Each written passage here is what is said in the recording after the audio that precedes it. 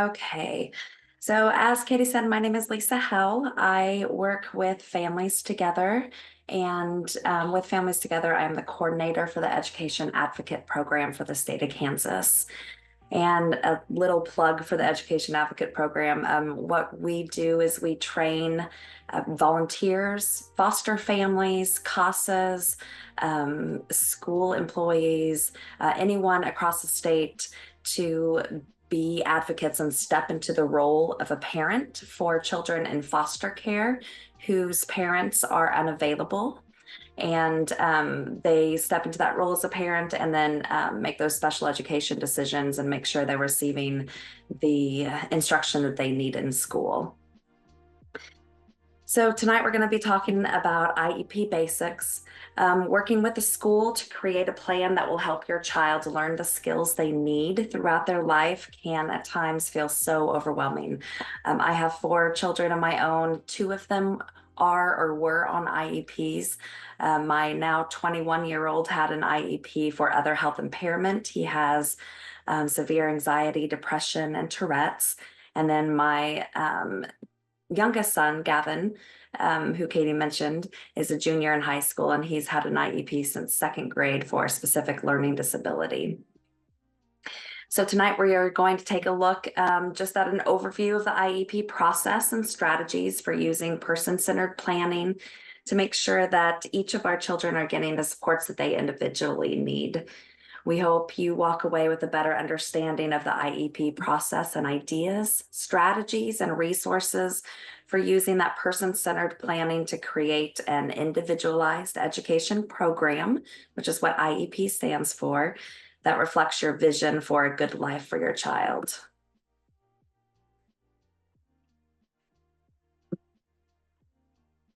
So a little bit about Families Together. We have been the Parent Training and Information Center for Kansas for over 35 years. Each state has at least one parent center, and the parent centers are established through the federal law, the Individuals with Disabilities of Education Act.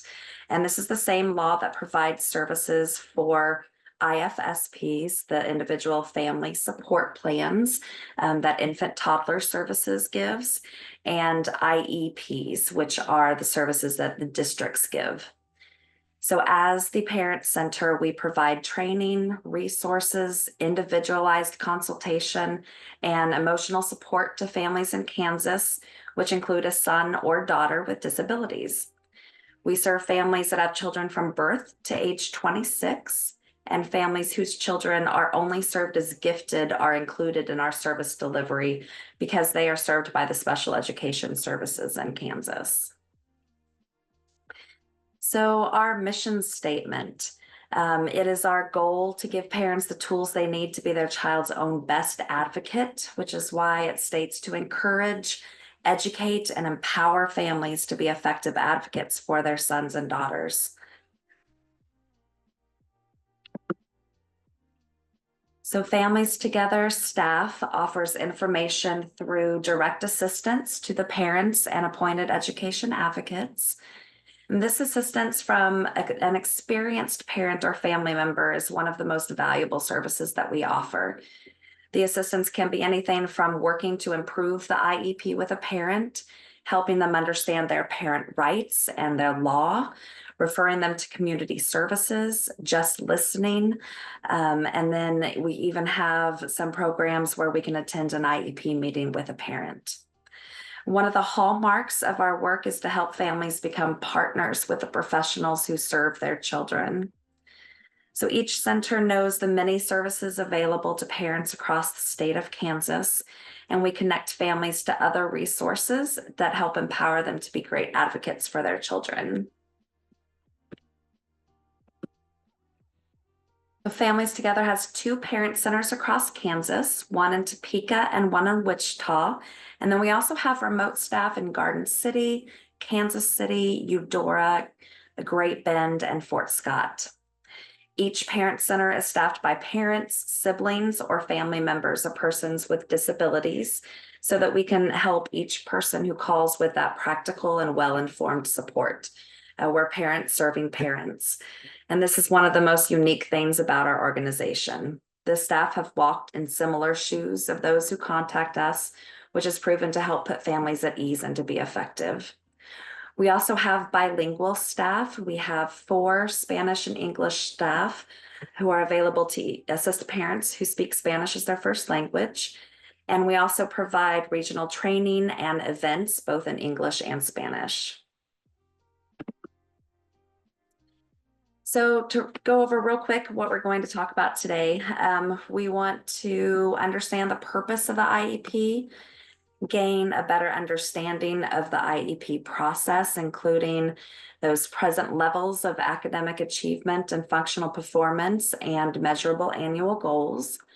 We want to understand the concept of least restrictive environment. We're going to explore how to use that person-centered planning as part of the process. And then I hope that you guys leave with knowledge and tools that will help you work as part of your child's IEP team. There is so much information about special education that we couldn't hope to cover even half of it tonight. But hopefully you'll get an idea and of what the IEP process is like. And if you have questions in the future, you'll know that you can reach out to us at any time and we can answer those questions. So one of the first things is in Kansas, the Kansas CAN vision is to lead the world in the success of each student. And all students are general education students first. So if a general education student is allowed to have it, then our kiddos that are on IEPs and receiving special education services are allowed to have it. This includes field trips. This includes before and after school care. This includes parties. This includes also discipline. But one of the things that we want to do is, we want to take that KSDE vision to prepare Kansas students for lifelong success through that rigorous quality academic instruction. So when your team is developing your child's IEP or talking about how we're going to help your child succeed, the goal is to develop ways that your child can access and progress in that general education curriculum. You're going to hear these words a lot tonight because this is what it's all about. In order to qualify for special education services, we have to show, there has to be data showing that your child needs that individualized instruction in order to access and progress in the general education curriculum with their general education peers. So many children successfully learn at school. Some children need extra help in order to succeed, and a few children need that intense support.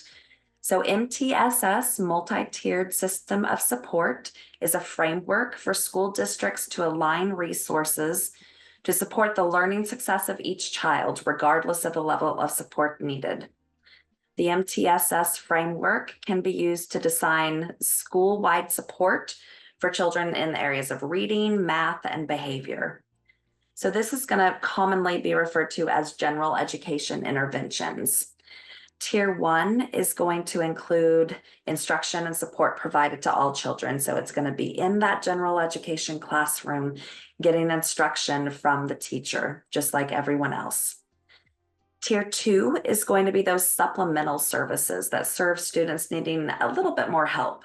So extra instruction and support are provided usually in small groups.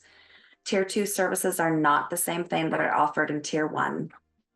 And that's part of the importance of good data collection and review so that teams can identify the areas of need and try different strategies to help their students. Tier 3 is going to be that intensive support for kids who need that intensive support in order to succeed. It could be extra instruction and support, usually one-on-one, but it's important to note that Tier 3 is not special education. Tier 3 services and data collection may lead to the need of an evaluation to see if they need special education. Students with disabilities may need support or resources in any of the tiers, and the tiered system is fluid, meaning that students can move up and down at any time. The student may receive tiered supports through MTSS and also have an IEP. So what is an IEP? IEP stands for Individualized Education Program. And one of the things that I like to do whenever I went into my kiddos' IEP meeting is I would put my student's name in that first. So this is Gavin's education program, tailored specifically for him. It's a commitment of the services that your child will receive. It will outline what your child will learn in the next timelines, how your child will learn the skills, where the delivery of services and supports will take place, who will be responsible for helping your child, and other supports and services needed to help your child to learn. So, and another quick thing I want to say in here is that no medical diagnosis is required to have and request an evaluation or to have an IEP.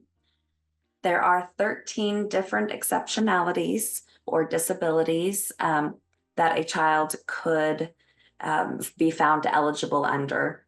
And of those, only 2 require a medical diagnosis, and that is other health impairment and orthopedic impairment.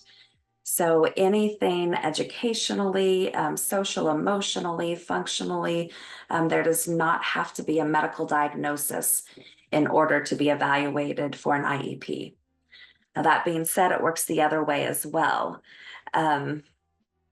Just because you have a medical diagnosis does not mean that you will automatically qualify for special education services. It is all about how your child accesses the curriculum to make progress in school. There's those words again. So if your child is diagnosed with autism or medically diagnosed with dyslexia, there has to be data showing that they are struggling in school. There has to be data showing that what they are doing and teaching in the general education environment with all of their other peers is not working, and there might be an educational disability.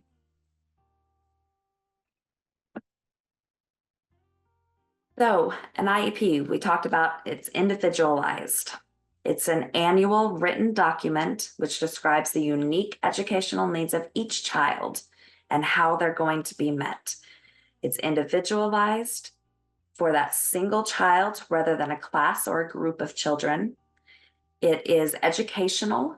So just like we talked about in the last slide, elements of a child's program that are specifically special education or related services related to education. And it's a program. So it's the services that are going to be provided to the child. The IEP explains how to get your child from here to there. It is a legal document and must be written so that everyone on the team can understand it, and someone from another school could pick it up and implement it. So the IEP has a number of purposes. It enables parents in the school to be equal participants. It's a management tool. It's an evaluation device, sets forth a written commitment of time and services, and it ensures compliance.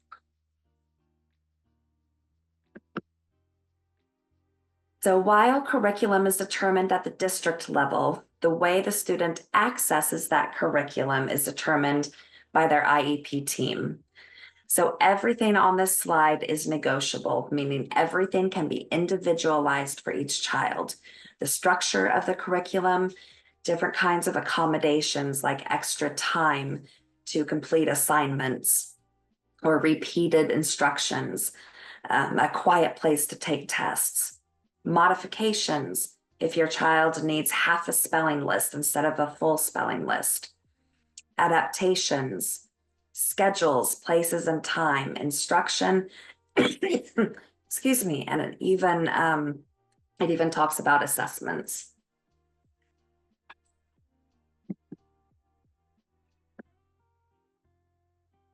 Okay, so if you don't have an IEP, we have to take an initial evaluation. And the initial evaluation has two purposes.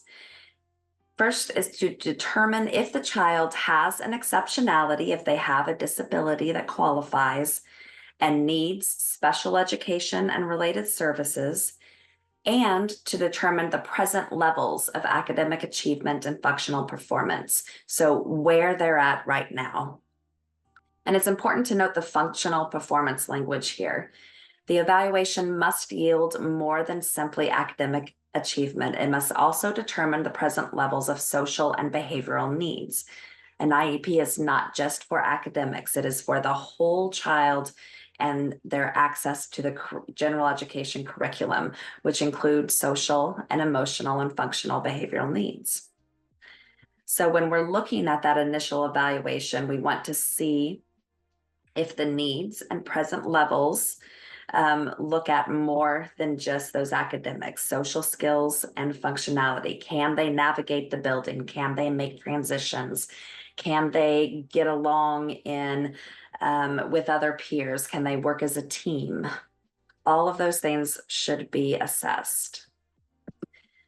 So if you feel that your child needs an IEP, you need to request it. This is a good letter to send. We always suggest that you request an evaluation in writing because this starts a very specific timeline.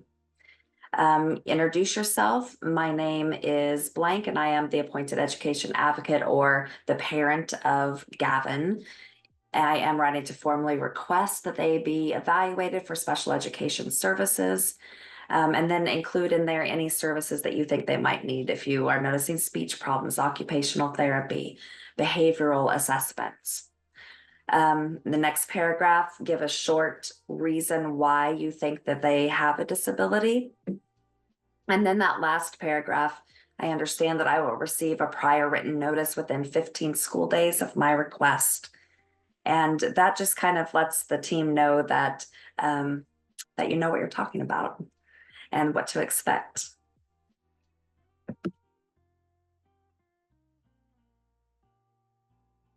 So once we send in that evaluation request letter, the school has 15 school days to reply. Yes, we agree that your child needs to be evaluated, or no, we do not agree. And this is the reason why. So a school day means any day that kids are receiving instruction. So spring break does not count. Summer break does not count. Professional development days do not count. Oh, excuse me, guys. So 15 school days, you will receive a prior written notice, which is the school's answer in writing. If the school comes back and says, yes, we agree, we're going to evaluate, that prior written notice will also, on the second page, list the different evaluations that the school thinks that they want to do. It's important to look over this list because you want to make sure that everything is checked to cover all of your concerns. So once you sign that prior written notice saying, yes, I give my consent for you to evaluate my child, it starts another timeline. The school then has 60 school days to complete the evaluation, to hold the eligibility meeting, and then if your child is found eligible, to write and implement that IEP.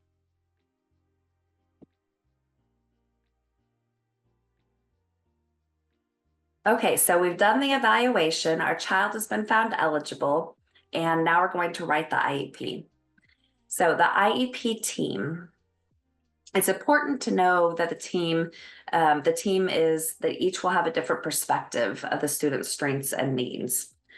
So Individuals with Disabilities Education Act, that IDEA, specifies the legal requirements for the IEP team. The required members are you, the parents, or the educational decision maker, not less than one of the student's general education teachers if the student is or may be participating in that general education environment, not less than one of the student's special education teachers, someone who understands how the evaluation results affect the instruction for the student. So that's usually going to be the school psychologist. And a representative of the school who is qualified to provide that specially designed instruction, knows about the general curriculum, and knows about the school resources. So that's usually an administrator, either at your school or on the district level.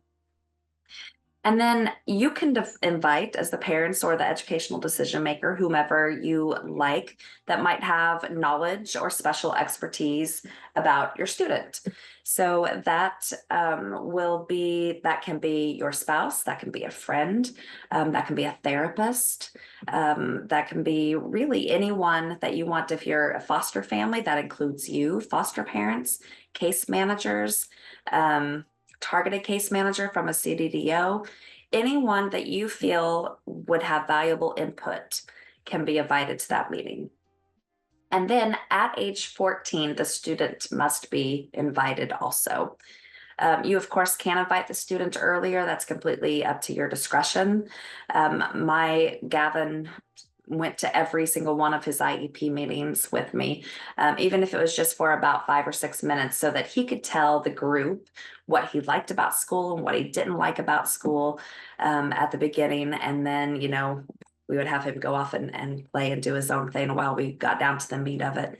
But we felt as parents that it was important to include him, and also that he realizes that he has a disability, but it's not going to stop him from succeeding, and to start that process of self-advocating. All right. So the first step, we need to find out who the student is. That is going to include what the student's unique strengths, talents, and interests are. What does the student want in life now and in the future? What does the student struggle with from day to day? And what are the resources in the school and community that can help the student prepare for life after school? So a lot of this is going to come from what we call, it's an acronym I really like to say, PLAAFP. The present levels of academic achievement and functional performance. And that is what your evaluation is going to give you. Every place that there is a need in that evaluation should be, or in that present levels, should be mentioned somewhere else in that IEP, either with a goal, with an accommodation, with a modification. What I like to do is when my kiddo has evaluations, I'll go through that evaluation report with a highlighter, and I'll highlight every time I see a need.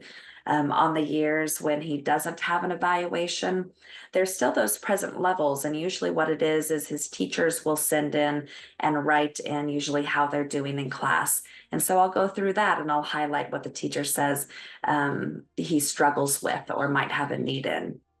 And then I'll make sure that all those needs are being addressed in the basic portion of the IEP, the meat of the IEP. So one step is, we look at the social skills. We look at their sensory skills. We look at how they communicate, their speech, their language. We look at their academics, reading, math, and writing, their fine motor skills, so handwriting, self-help skills, health needs, and behavioral challenges. This is the foundation on which that IEP is developed. Everything must be observable, measurable, and written in understanding language, and must be relevant. And again, every need that is addressed must be addressed in the IEP.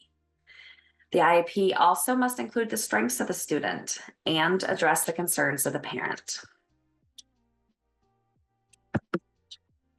So this is one thing that we like to use a lot, the life course framework, life course, I think it's on here, yeah, lifecoursetools.com. This is an excellent framework that talks about person-centered planning. And it talks about what you want your student's good life to be and what you don't want for your student. So everybody gets what a good life is. We just don't typically ask the person, right? So what kind of things do you think your student or your family say they don't want? Sometimes we need to start at that point because the student may not know what they do want, but we can figure that out if we know what they don't want. Some of the things I've heard over the years of asking this question of what don't you want in school, they can be really heartbreaking. I've had kiddos say, I don't want to sit by myself at lunch. I don't want to be scared to answer a question. I don't want to be laughed at for how I read when I'm called on in class. When we hear what a child doesn't want, that can lead us down a path and a trajectory to a good life and what we do want. So think of it kind of like a shooting arrow towards the path that we have chosen. We need to be mindful of whether we are nudging our youth towards what they want or towards what they don't want. This is an example of one of the things that Life Course has. And Leah's a coworker of mine. Her son, Sean, has filled this out multiple times. Some examples of what people like and admire. He enjoys being with people. People in the community know him. He likes to follow a routine. He wants to be around people. He enjoys singing. And then we can go into what people like and admire about me.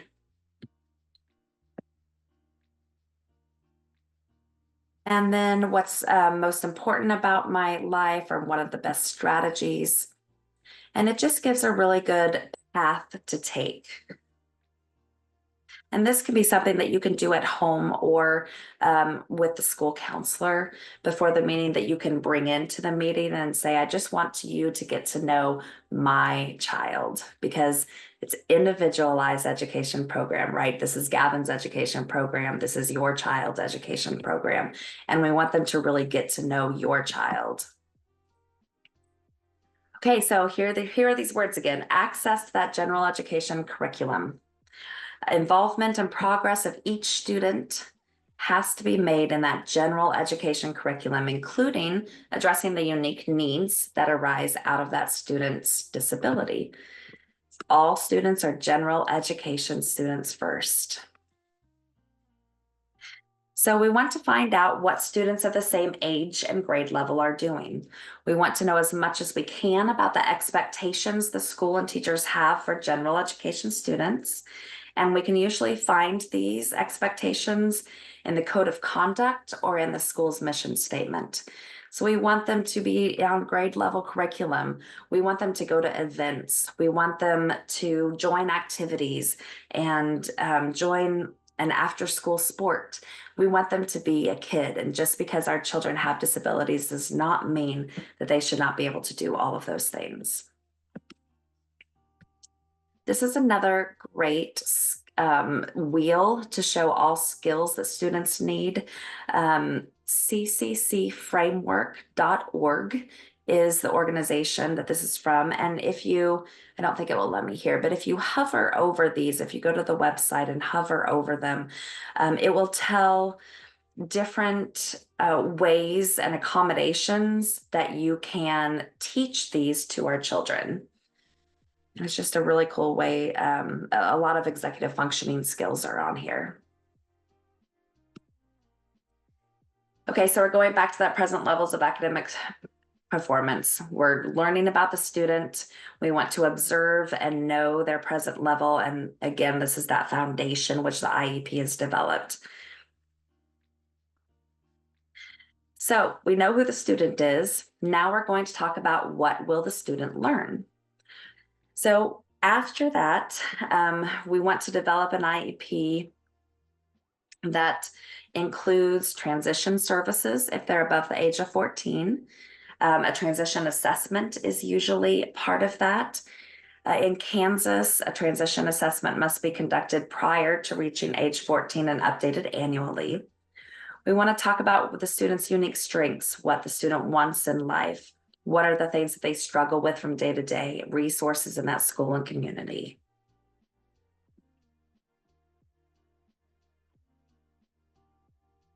And I think that's a duplicate slide. Sorry, guys. Okay, so we're going to base that curriculum on measurable annual goals. So we have our evaluation report, our present levels that are showing I'm a reading and dyslexia guru, so I'm going to use a lot of reading goals. So Gavin's peers are supposed to be reading at 85 words per minute with no less than 3 errors. And Gavin is reading 32 words per minute with 6 errors. So that is identifying an area of focus, a need. And this can be reading, this can be comprehension, this can be math, this can be behavior, this can be responding to adults. It's focusing on that need. It's going to include a direction, and we're going to have reasonable expectations, and it's going to be tied to the general education curriculum. So we're going to take that, what school age peers around your child is supposed to be at, and we're going to build a goal to try to help them reach that. They must reflect what the student can reasonably accomplish in a year. These are annual goals. They identify a specific need of focus, include a direction or action, an increase, decrease, maintain, reasonable expectations, and then again tied to that general education curriculum. Oh, I'm not sure okay, there we are. All right, so goals should contain 4 parts. It is not our job to write goals, but it is important to recognize when a good goal is being written. So a goal contains the behavior, the area of need, the condition, the criteria, and a time frame. So the behavior is what you expect the student to do. Sarah will read. Scott will initiate interaction. It reflects a skill, and it's focused on what the student is doing, performing, and is almost always an action verb.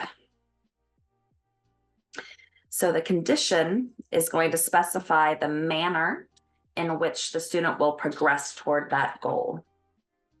It specifies the materials that will be used, describes the setting, under what circumstances. So using 2nd grade reading text with fading adult support. Okay, the criteria is going to determine how much, how often, or to what standards the behavior must occur. This is usually numbers or percentages.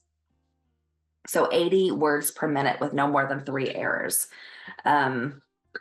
Will initiate interaction 3 out of 4 times. Will use self-soothing strategies 4 out of 5 times.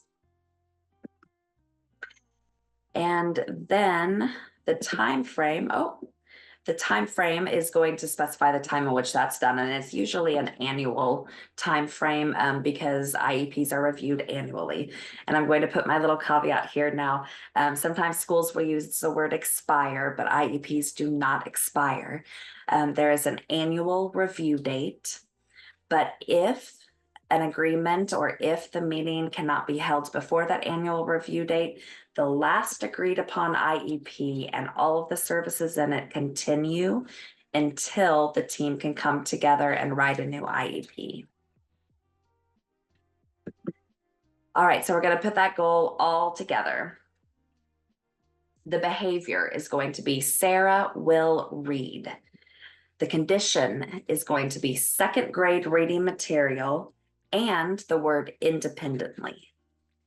The criteria is going to be 80 words per minute with no more than 3 errors, and the time frame is going to be in 36 weeks.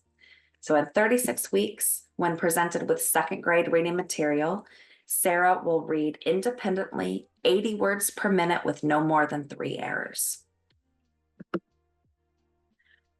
So short-term objectives and benchmarks. This is usually something that goes underneath the IEP goals. Now, it is not required for every student, but if it's in your IEP, just be quiet and don't say anything because it's a really good thing to have, I think. So this is going to take that IEP goal, and it's going to break it down into usually 4 different areas. Progress reports are really important, so you should be receiving IEP progress notes at least as often as your school sends out the grade progress report, so once a quarter. This is something that's really going to help you match the IEP progress report to the goal to make sure that they're making progress. If you don't receive progress reports, I cannot stress this enough, contact your school and ask to have them. So the last goal that we read, Mary will read independently 80 words per minute with no less than 3 errors. Your progress report should show how much progress they're making at that. Sometimes I'll receive a progress report that, so if Gavin had a goal like that, it would say Gavin has a B in English. That does not tell me, I mean, that's great, but that does not tell me how he's making progress toward those goals. So I want to make sure the progress report is telling me how many words per minute he is reading with how many errors. And if we show that they are not making progress, so if they are those numbers are not going up towards that annual goal, that's an indication that something in that IEP isn't working.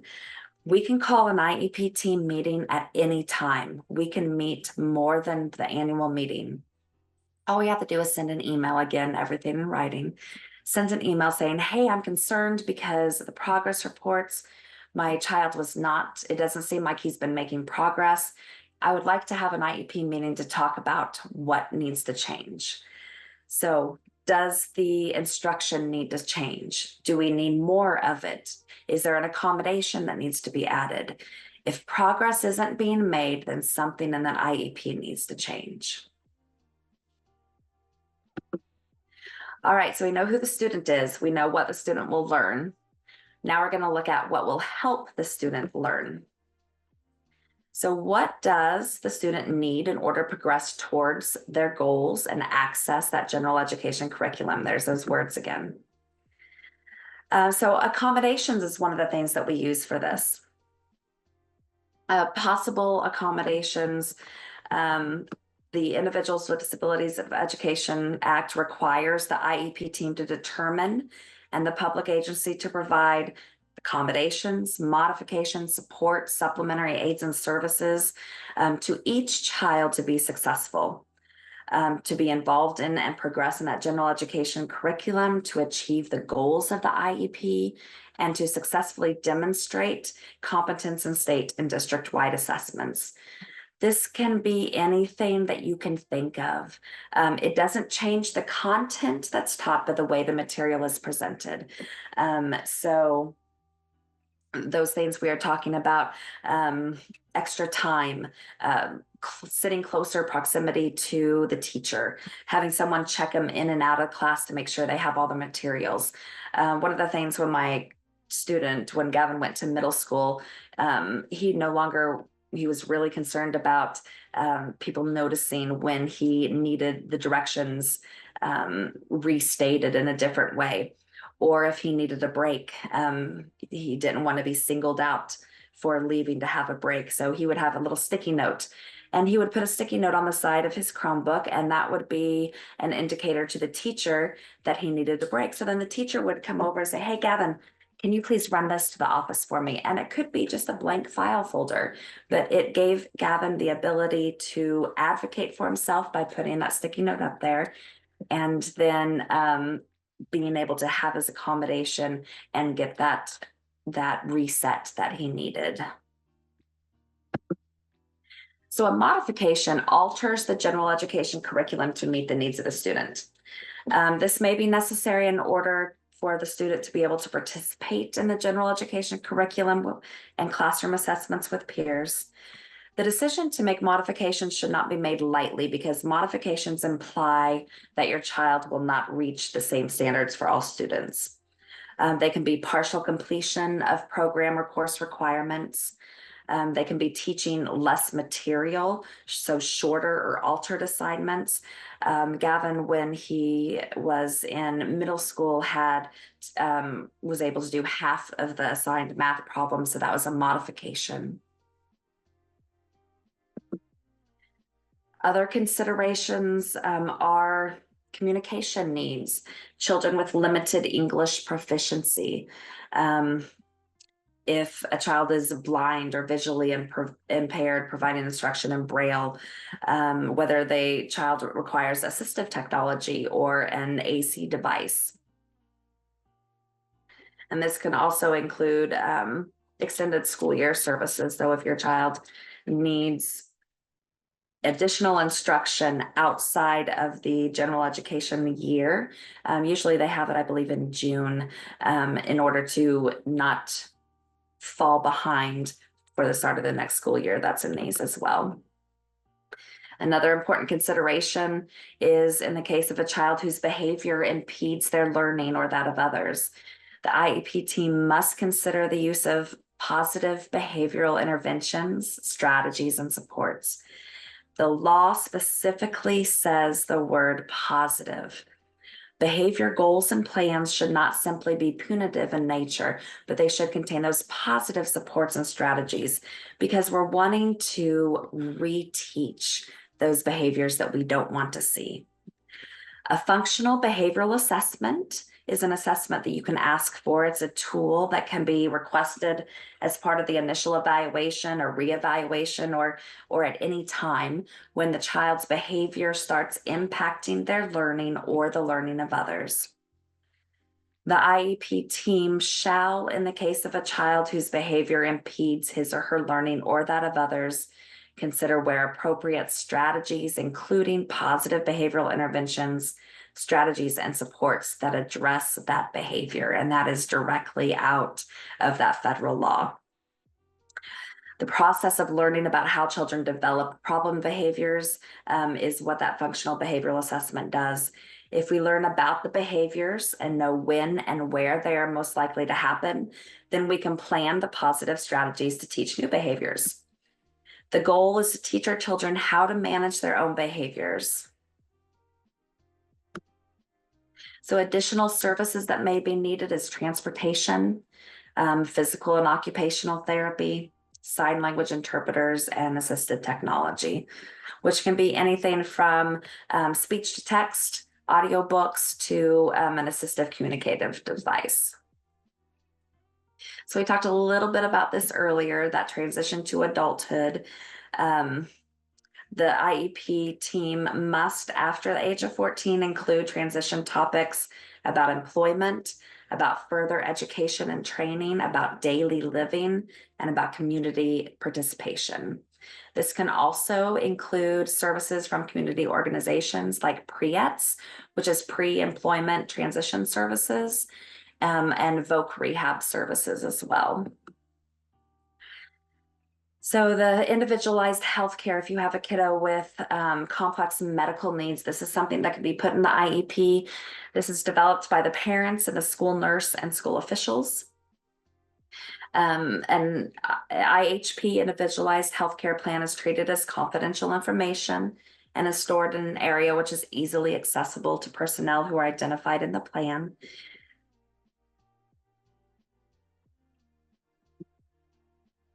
Okay, so the next step, we're going to look at who will help the student learn. Sorry, Lisa. Michelle, I don't know which slide you were talking about. She had asked just a moment ago if you could go back one slide. Tell me when to stop. The transition requirements. This one? Yeah.